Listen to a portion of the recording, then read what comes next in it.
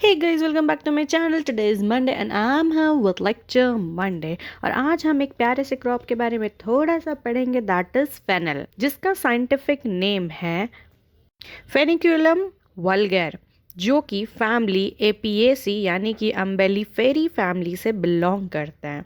और इसका highest production होता है राजस्थान से एंड सेकेंड नंबर पे आता है गुजरात।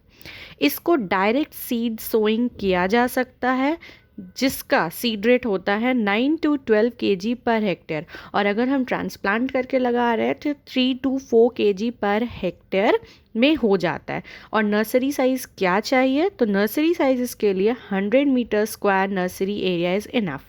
नाउ अब इसके कुछ यूजेस जान लेते हैं।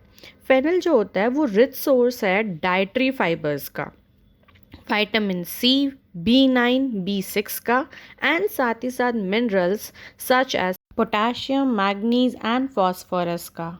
इसके अलावा इसका जो सीड्स होता है उससे हम लोग कुकीज़, केक्स, पेस्ट्रीज एक्सेट्रा बनाते हैं।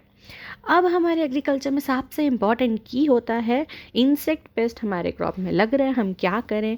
तो फेनल का जो कॉमन इंसेक्ट पेस्ट है वो क्या है, एफिड, और डिजीज़ है पाउडरी मिल्ड्यू।